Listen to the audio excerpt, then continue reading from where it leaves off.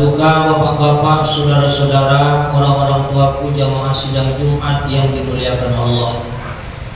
Mari pada kesempatan yang mulia ini kembali kita haturkan puji syukur kehadirat Allah Subhanahu wa Ta'ala.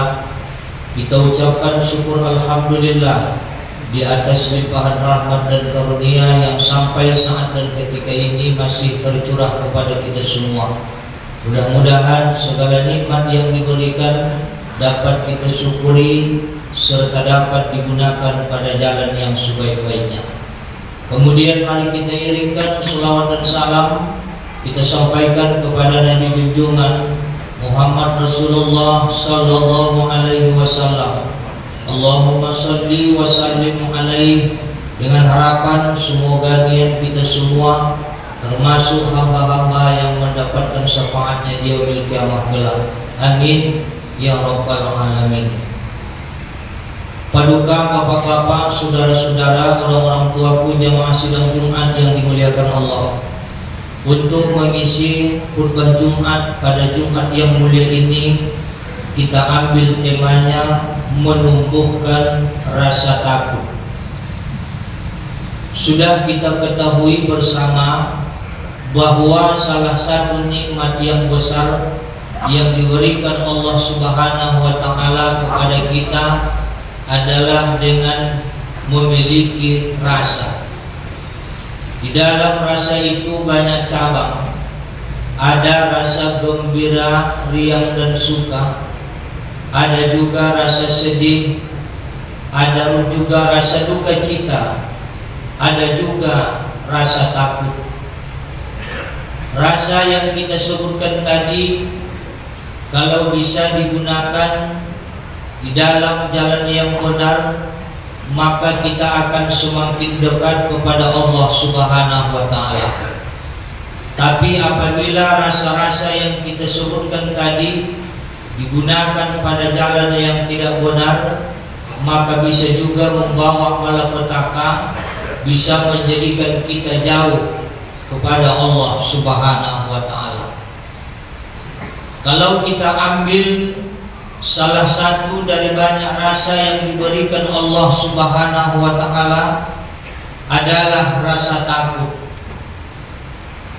Umat Islam yang beriman dan bertakwa kepada Allah Subhanahu wa Ta'ala haruslah, wajiblah memiliki rasa takut. Walaupun di dalam kehidupan dunia ini semua kita pasti memiliki yang namanya rasa takut. Tapi kadangkala rasa takut itu yang tidak baik, yang tidak benar, bukan rasa takut yang betul-betul yang diperintahkan Allah Subhanahu wa Ta'ala. Setidaknya sejumat satu kali khatib membacakan ayat Allah Subhanahu wa Ta'ala. Ya ayyuhalladzina amanu taqullah, wahai orang-orang yang beriman, bertakwalah kamu kepada Allah. Wahai orang-orang yang beriman, takutlah kamu kepada Allah. Yang bertakwa itu di dalam bahasa Indonesia bisa juga dimaknakan dengan makna takut. Takut kepada Allah Subhanahu wa Ta'ala. Imtithalul awamir wajtinabun nawahi. Takut kepada Allah Subhanahu wa Ta'ala berarti melaksanakan segala perintah Allah bagi yang mampu. Kemudian melaksanakan, menjauhi, menghindari semua yang dilarang oleh Allah Subhanahu wa Ta'ala. Inilah makna takwa, makna takut kepada Allah Subhanahu wa Ta'ala.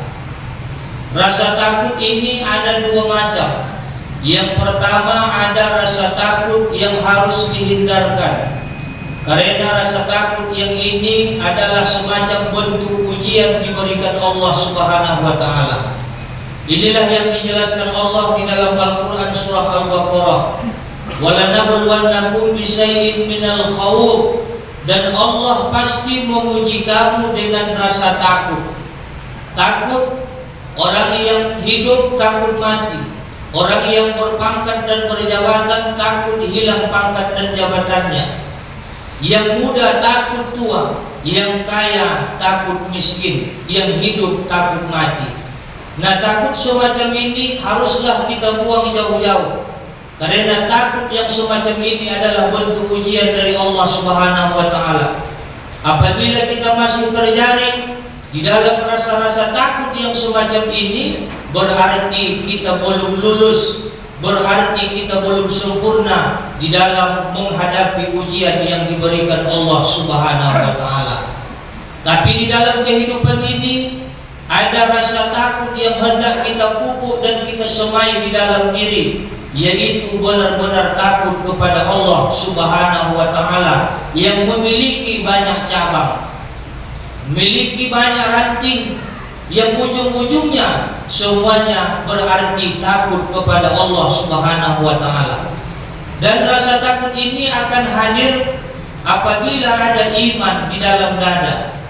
Beriman kepada Allah Subhanahu wa Ta'ala, beriman kepada malaikat-malaikat Allah, beriman kepada kitab-kitab Allah, beriman kepada Rasul-Rasul Allah, beriman kepada hari kiamat, beriman kepada qada dan qadar.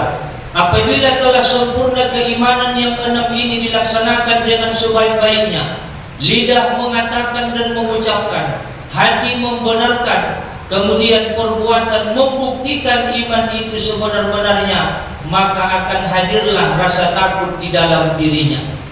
Takut beriman kepada Allah Subhanahu wa Ta'ala, benar-benar takut kepada Allah. Takut kita kalau tidak melaksanakan apa yang diperintahkan Allah Subhanahu wa Ta'ala. Takut kita di dalam melaksanakan kemungkaran dan kemaksiatan yang sudah dilarang oleh Allah Subhanahu wa Ta'ala.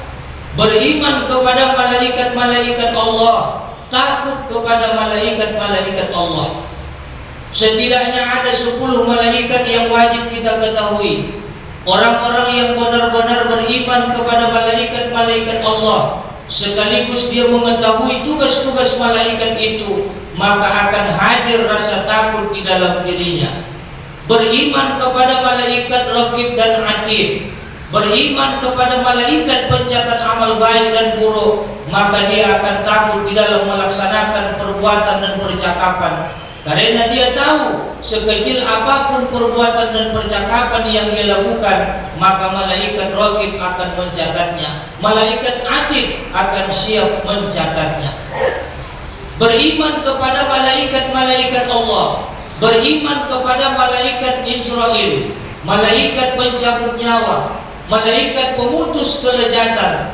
Orang yang benar-benar beriman kepada malaikat Allah, malaikat Israel, bukan sekadar dia takut disebutkan malaikat Israel, bukan sekadar dia takut kematian akan menjemputnya, berpisah dengan keluarganya, tinggal harta bendanya, tinggal pangkat kekuasaan dan jabatannya, tapi takut dia apa yang dia rasakan setelah mengalami kematian, apa yang dia rasakan ketika berada di dalam alam kubur, apa yang dia rasakan ketika nanti pada saat hari berbangkit, apa yang dia rasakan ketika melewati Siratul Mustaqim yang titiannya sangat panjang dan jauh, minal masyriq ilal maghrib, apa yang dia rasakan ketika di yaumul mahsyar, bagaimana perasaannya nanti ketika di yaumul mizan. Fa'amma man thaqulat mawazinuhu fahuwa fi 'ishatir radiyah. Barang siapa yang berat timbangan amalnya, maka tempat kembalinya adalah kehidupan yang menyenangkan.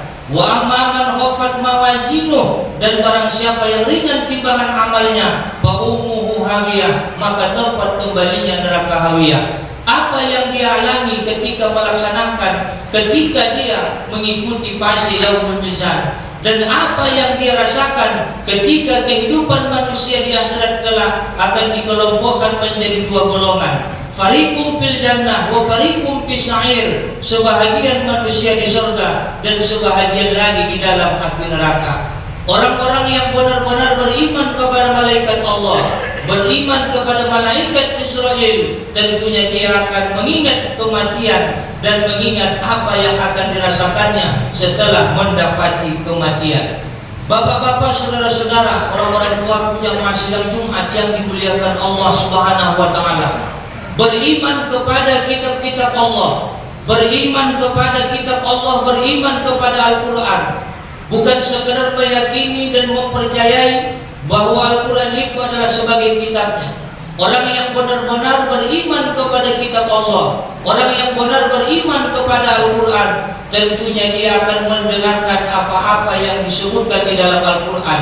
Dia jadikan Al-Quran sebagai pedoman di dalam hidupnya. Dia jadikan Al-Quran sebagai imam di dalam kehidupannya. Kalau itu bentuk perintah, maka dia laksanakan.